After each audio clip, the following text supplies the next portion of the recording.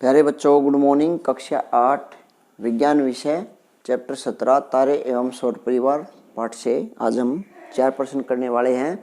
इस पाठ में लगभग ये पाठ पूरा हो चुका है, इसमें कुछ ही प्रश्न बाकी हैं।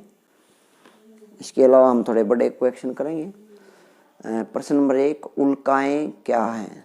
उल्का सामान्यतः छोटे छोटे पिंड होते हैं, आकाशीय पिंड होते हैं जो यदा कदा यानी कभी कभी पृथ्वी के वायुमंडल में प्रवेश कर जाते हैं और वायु के घर्षण के कारण जल उठते हैं, उनमें आग लग जाती है। ये पृथ्वी के तल पर नहीं पहुंच पाते, रास्ते में ही राख हो जाते हैं। इन्हें शूटिंग स्टार या टूटता तारा भी कहते हैं। वास्तव में ये तारे नहीं होते। वो जो चमकीली धारी ही आसमान में देखी होगी, सर्दी के आसमान में, जो सर्दियों में आसमान होता है, क्लियर होता है, उसमें टूटते तारे या उल्काएं आपने देखी होंगी, चमकीली रेखा के रूप में दिखाई देती हैं। प्रश्न नंबर 2, उल्का पिंड किसे कहते हैं? जब कोई उल्का पूर्ण रूप से नहीं जलती यानी कि बड़ी होती है और पृथ्वी के तल पर पहुंच जाती है, उसे उल्का पिंड कहते हैं। यानी कि जलने के बाद भी पृथ्वी पहुंच जाती है, उसे उल्का पिंड कहते हैं। प्रश्न नंबर 3, कृत्रिम उपग्रह किन्हें कहते हैं? 2 कृत्रिम उपग्रहों के नाम लिखो।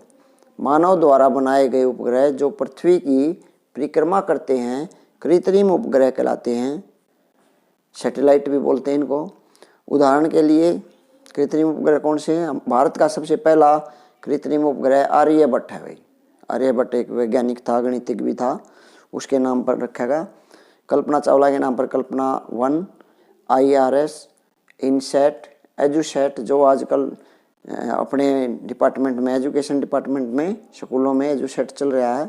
वो एजुकेशन, एजू का मतलब एजुकेशन के लिए जो सैटेलाइट है उसे एजुसैट बोलते हैं। कृत्रिम उपग्रहों के व्यवहारिक अनुप्रयोग लिखिए। क्या क्या इनके फायदे हैं, क्या कैसे उपयोग किए जाते हैं? हर एक देश के अपने अपने कृत्रिम उपग्रह हैं। पहला है वही मौसम की भविष्यवाणी करने में, मौसम की भविष्यवाणी करने में भी इनका उपयोग होता है। रेडियो तथा टेलीविजन संकेतों के प्रेषण में, दूर संचार एवं सुदूर संवेदन रिमोट सेंसिंग में भी इनका प्रयोग किया जाता है। तो ये चारों प्रश्न अच्छे से लर्न करने हैं, अपनी फेयर नोट में लिखने हैं। धन्यवाद।